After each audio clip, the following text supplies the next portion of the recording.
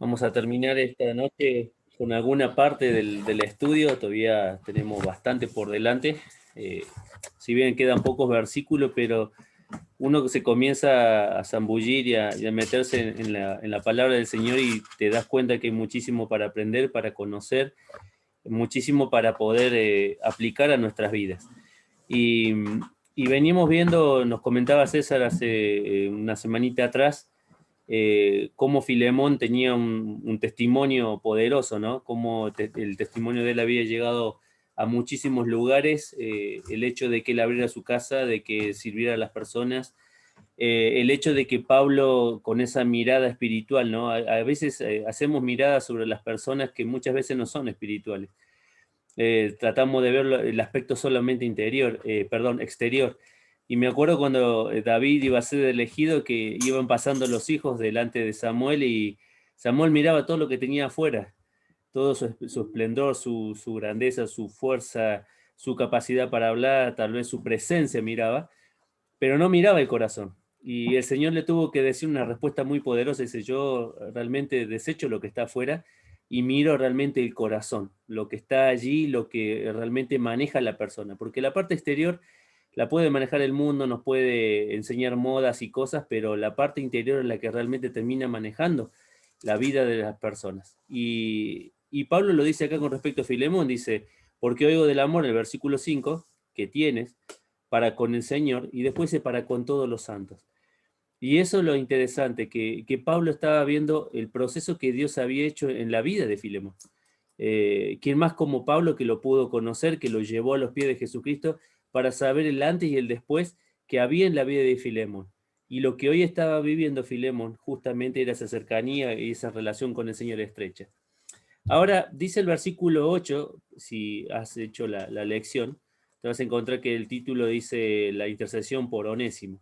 Vamos a leer solamente hasta el versículo 14 y tener algunas consideraciones en ese lugar. Dice, por lo cual, aunque tenga mucha libertad en Cristo para mandarte lo que conviene, más bien te ruego por amor, siendo como soy, Pablo, ya anciano, y ahora además prisionero de Jesucristo, te ruego por mi hijo Onésimo, a quien engendré en mis prisiones, el cual en otro tiempo te fue inútil, pero ahora a ti y a mí nos es útil, el cual vuelvo a enviarte. Tú pues, recíbele como a mí mismo. Yo quisiera retenerle conmigo, para que en lugar tuyo me sirviese en mis prisiones por el Evangelio.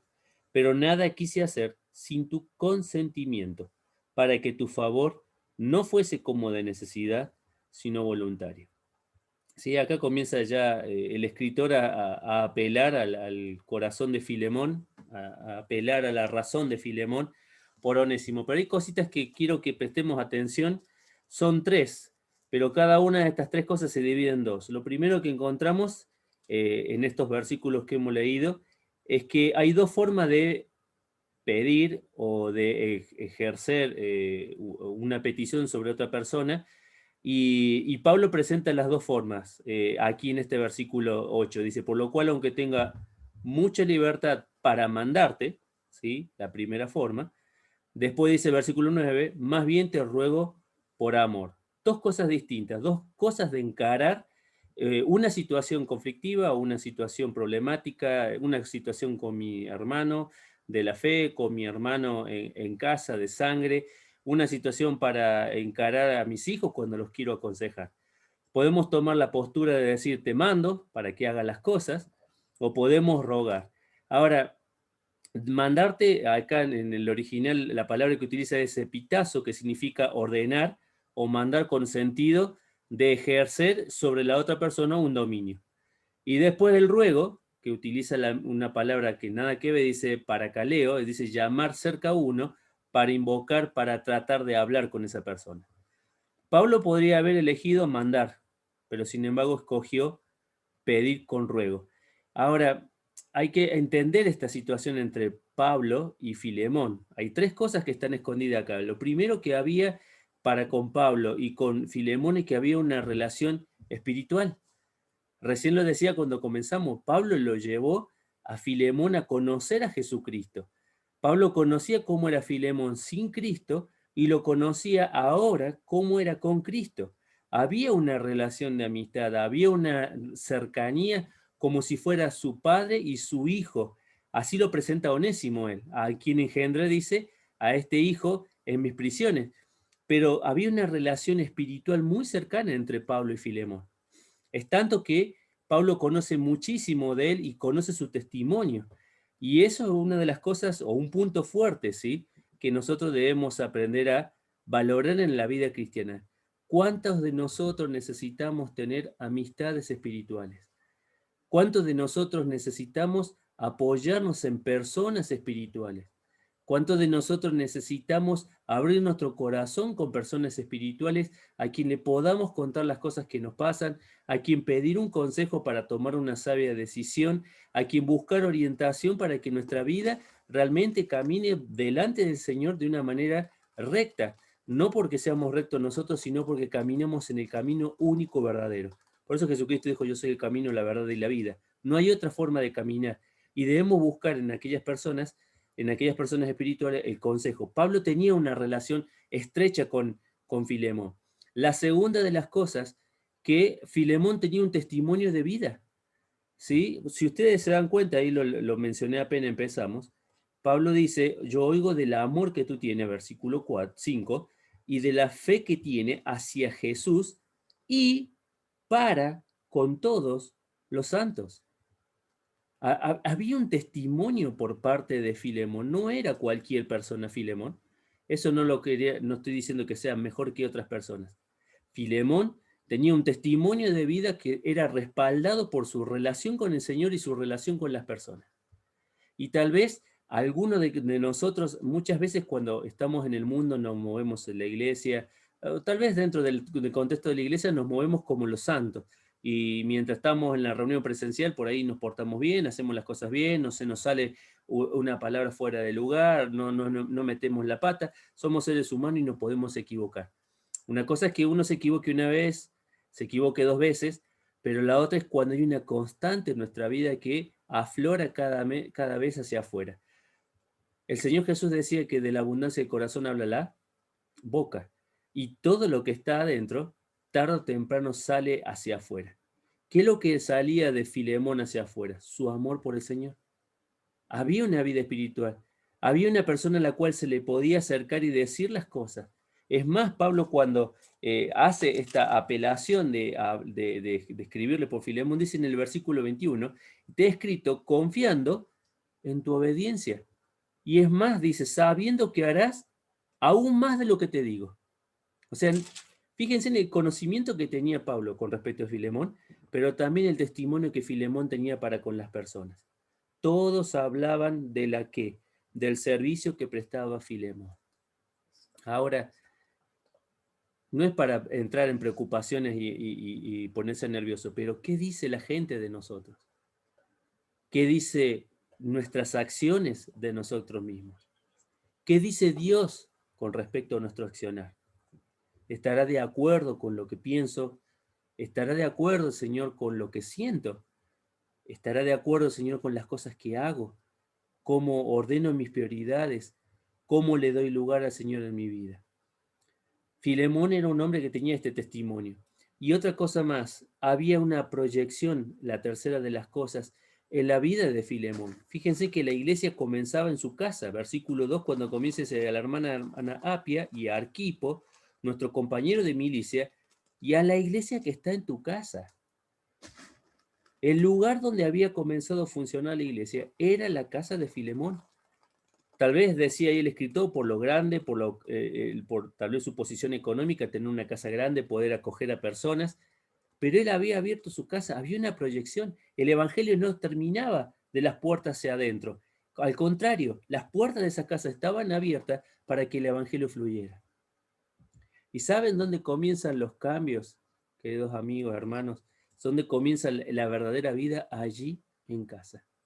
Fíjate que cuando el Señor quiere establecer pastores y ancianos, ¿sí? Y utiliza las cartas de Timoteo y de Tito, fíjate que muchas de las características que pone ahí no son justamente características que tengan que ver con la elocuencia, con la capacidad de predicar o con la cercanía que tengan, con la afinidad que tengas con la gente o cuántas personas siguen al pastor. Lo primero que comienza a decir, marido de una sola mujer, que tenga su casa en sujeción, que tenga sus hijos en sujeción, que tenga su casa ordenada. Porque ¿sabes dónde empieza el evangelio? En tu casa empieza. Empieza en mi casa. Empieza por las puertas adentro, para poder abrir nuestras puertas hacia afuera, hacia otras personas. Entonces, no era cualquier persona, había una proyección de vida en la vida de Filemón. Entonces, había una cercanía. Por eso Pablo dice, ¿de qué me servirá mandarlo o mandarle a hacer algo a Filemón? Si puedo acercarme a través de una súplica, de un ruego, del paracaleo, de ponerme al lado para pedirle por Onésimo. Ahora, también había dos razones por las cuales Pablo, y este es el segundo punto, por la cual Pablo le estaba pidiendo las cosas. Las dos razones están allí a continuación en el versículo 9. Dice, siendo como soy, Pablo ya anciano, prebústero, es una persona de edad adulta, grande, de años, y ahora dice, además, prisionero de Jesucristo, ¿sí? La palabra prisionero es desmios, que significa uno que está cautivo, uno que está atado. Nosotros por ahí tenemos la conciencia o tenemos en nuestra mente las cárceles del siglo XX, ¿no? Uno mira las cárceles del siglo XX, las cárceles del siglo XX tienen, mejor dicho, aire acondicionado, tienen cable, tienen una pantalla plana, tienen una cama con un buen colchón, un buen baño, un montón de cosas. Y esa es la prisión de ahora, del siglo XX. La prisión de la época de Pablo eran de las peores que había, era en la situación más lúgubre, más oscura, más sucia, más contaminada, pero aún así contaban con un soldado que estaba al lado de ellos encadenados con ellos. Ese era el prisionero Pablo. Pablo dice dos razones. Primero, que ya soy mayor, ¿sí? Y una de las cosas que rescata la Biblia es el respeto por nuestros mayores. Muchas veces, por eso Pablo dice en una de sus cartas, cuando le escribe a Timoteo, cuando le hables a una persona mayor, háblale como si fuera tu padre. Fíjate el respeto que marca la Biblia a lo largo y a lo ancho de todos sus libros. Es más, ante las canas, dice, te inclinarás, dice en uno de los proverbios. El respeto por las personas mayores. Pablo dice, yo soy una persona mayor. Ahí en el comentario que leíamos decía que estaba entre los 53 y los 63. Otros comentaristas decían que ya estaba pisando los 60. Era una persona mayor, una persona que requería respeto. Pero era una persona que estaba cautiva, privada de su libertad, con un soldado romano a su alrededor constantemente. Pero él dice allí que tal vez muchas veces de nosotros lo hemos leído, pero lo pasamos de largo y no le prestamos atención a esa conjunción que está en el medio de prisionero de Jesucristo. Y si uno se pone a pensar en nuestra actualidad, esa conjunción muchas veces la asociamos a algo que pertenece hacia un lugar o tiene hacia un propósito. Por ejemplo, a veces decimos la esposa de o el esposo de porque le pertenece a esa persona. Vemos un auto y decimos este es el auto de o el vehículo de esta persona, o la casa de o la casa de esta persona. Siempre el de como una conexión que tiene que estar relacionado con la pertenencia, hacia dónde va. Y Pablo tiene que decir su segunda razón, soy prisionero de Jesucristo. Soy un cautivo de la obra de Cristo. Y esa es otra de las cosas que tal vez deberíamos pensar en nosotros. Pensar qué es lo que nos mantiene esclavos, qué es lo que nos mantiene privados de avanzar en la vida del Señor, qué es lo que nos mantiene arraigados, paralizados. Puede ser un pecado, puede ser una actitud, puede ser una falta de compromiso. Pablo no tenía el temor de decir, soy prisionero de Jesucristo. Soy una persona que no tiene su libertad, como decía Gálatas, para vivirla para mí. Tengo una libertad que está condicionada por el Señor. Y la forma que Pablo lo escribe acá no es una forma de quejarse. No era un Pablo que estaba diciendo, pucha, podría estar sentado tal vez allí en Creta, en otros lugares, en otras costas, disfrutando de la vida como muchos salen, como muchos lo están haciendo, y sin embargo yo estoy acá. No lo estaba diciendo con esa actitud de queja. Pablo lo estaba diciendo con una actitud de gozo, al saber que lo que estaba haciendo tenía un valor eterno.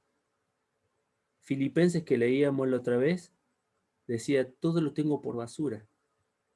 Decía así el escritor, ¿no? ¿No decía ese Pablo? A fin de ser hallado en él. ¿Dónde estamos parados nosotros? ¿Dónde está tu vida parada hoy? ¿Estás parado en el centro de la voluntad del Señor? Tal vez seguís renegando con el Señor, que por qué permite que me pase esta enfermedad, que por qué me quita mi trabajo, que por qué no puedo tener mis estudios, que por qué no puedo progresar como otras personas, que por qué y por qué y por qué y por qué. Y seguimos luchando con Dios, seguimos peleando con Dios y hasta a veces aconsejándole a Dios en la oración, ¿qué es lo mejor que me conviene a mí? ¿Te das cuenta que muchas veces actuamos de esa manera? Por eso el primer punto vimos dos maneras de interceder. Después vimos dos razones que Pablo presenta para exponer la palabra del Señor, para exponer la vida de Onésimo que necesitaba regresar hacia él, pero también encontramos dos maneras de vivir. Y dice a continuación en el versículo 10, te ruego por mi hijo Onésimo, a quien engendré en mis prisiones, en el cual dice, en otro tiempo te fue inútil, pero ahora a ti y a mí nos es útil. Y acá hay dos maneras de vivir la vida. Y las dos creo que te las resume la misma palabra.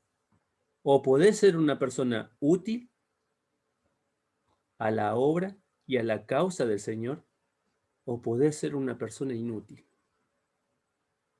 Mirá las cosas que dice acá, buscando en el original el significado de la palabra.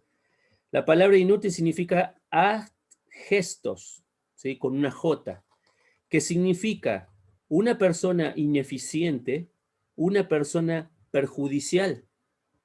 Onésimo, antes de conocer a Jesucristo, había dicho, dice acá los escritores, que había robado, se había ido del lugar donde estaba, había tomado lo que no le pertenecía y escapó como diciendo, ya está, ya me libré, tengo dinero. Fíjense hasta dónde llegó, que se llegó a encontrar en Roma con Pablo. Es como si dijera, me fui de este lugar a Estados Unidos a escaparme de una situación problemática de allá, y justamente allá me encuentro con una persona que me predica el evangelio y dice, ay, conozco a quién es tu patrón, a quien vos le hiciste las cosas. Es una cosa que no nos cabería en la mente pensarla e idearla de esa manera, pero Dios sí. Y hasta ese momento que se encuentra con Jesucristo, Pablo le dice acá a Filemón, Onésimo era un inútil, era una persona deficiente, era una persona perjudicial, pero dice ahora es útil. Y fíjate que ahora utiliza la misma palabra, pero le agrega el restó, restó, que significa una persona útil, una persona con propósito, una persona que se deja guiar. Mira, deja tu dedo ahí, vamos para atrás, al libro de Segunda de Timoteo.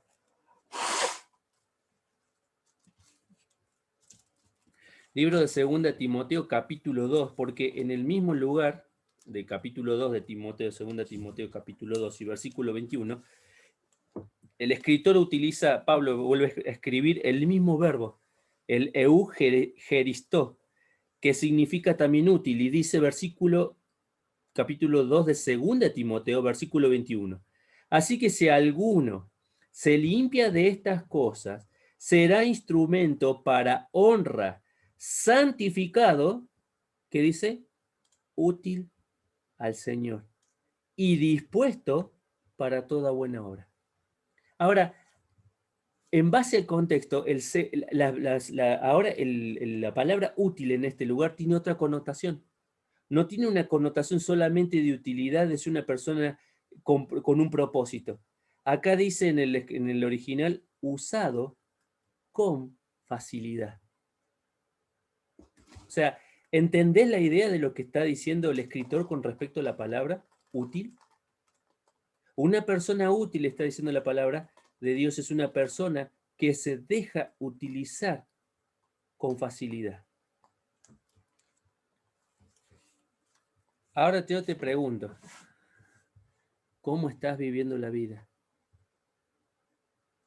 ¿Cómo estás viviendo tu propósito para Dios? ¿Somos personas útiles al propósito de Dios?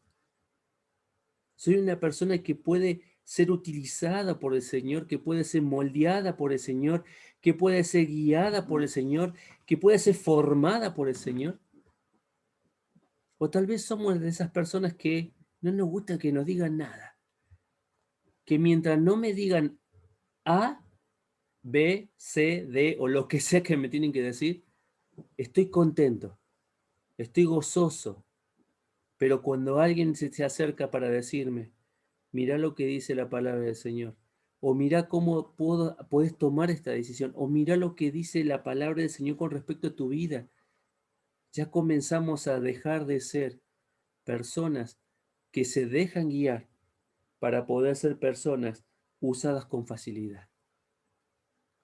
Fíjate que acá, cuando habla segunda de Timoteo, dice útil al Señor, útil al Señor. No son a los caprichos de las personas, es la utilidad de tu vida en manos de un Dios que sabe cómo hace las cosas. Si has tenido un encuentro con Jesucristo, tiene que haber un antes y un después en tu vida. Pablo utiliza acá, cuando habla de Onésimo, en el pasado, en el cual en otro tiempo pasado fue inútil, pero ahora a ti y a mí nos es útil. Qué precioso es que uno mira la carta de Filemón y constantemente ve también la persona de Jesucristo. Porque así como Pablo intercedía para solucionar un problema entre Onésimo y Filemón, así el Señor Jesús intercedió por nosotros para solucionar nuestro pecado allí en el medio y poder quitarlo y decir, ahora esta persona, ponele el nombre que sea, ponele tu nombre, ahora me es útil, ahora es una persona con futuro, ahora es una persona con propósito, ahora es una persona dócil. Hemos visto en esta tardecita nomás, entonces, dos maneras de pedir las cosas o de interceder, dos razones por las cuales Pablo intercede por Onésimo, y también vimos dos maneras de vivir. Nos falta un poquito más y ya terminamos con Filemón y ya controlamos la segunda prueba y ya terminamos con este estudio precioso que justamente nos habla de la vida de hombres que han sido transformados por el poder del Evangelio. Veíamos en la semana, en el devocional, ¿no? Empezamos con Jonás, ¿no? Perdón, terminamos con Jonás. Y había uno del día de ayer, me parece que es, cuando Jonás se enoja y dice un montón de cosas contra Dios, rehusando hacer lo que Dios le había planteado que tenía que hacer para su vida. Y termina el escritor diciendo cuántas veces el Señor nos ha marcado cosas y Dios nos vuelve a hablar y Dios se vuelve a tomar el tiempo de explicarnos la situación para que nosotros podamos comprender que hay una sola manera de vivir y esa manera es cuando nos transformamos en personas útiles para nuestro Señor. Quiera Dios que Dios pueda usar tu vida, no importa la edad que tengas, no importa los años que conozca del Señor, importa que tu corazón siga rendido, como aquel primer día cuando te fuiste a la cruz de Cristo, hoy tengas un corazón rendido para con tu Señor. Quiera Dios bendecirnos y ayudarnos a transformarnos en personas útiles para la gloria de su nombre. Vamos a orar. Señor, te damos muchísimas gracias por esta tarde, esta noche que tú nos das. Te damos gracias, Señor, por ver un Onésimo, Señor, transformado, Señor, por el poder del Evangelio. Por ver un Onésimo, Señor, que fue guiado por Pablo a los pies de Jesucristo para conocer una nueva vida, una nueva proyección para su vida, una nueva orientación, saber que ahora era una persona útil. Pero Padre, te rogamos por nosotros, para que cada uno de nosotros nos transformemos en aquellos onésimos también. Ya Jesucristo intercedió por nosotros ante el Padre, con la cruz, con su sangre, padeciendo para limpiar nuestros pecados.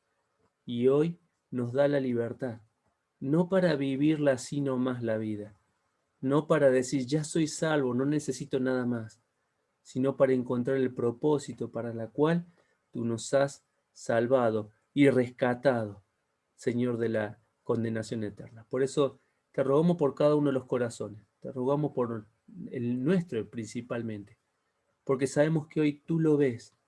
Nadie más puede ver nuestro interior, sino tú cuando mira con tus ojos. Decía la canción, tus ojos revelan que soy. Sí, nada puedo esconder. Padre, te dejamos este tiempo en tus manos. Bendecí nuestras vidas. En el nombre del Señor Jesús. Amén.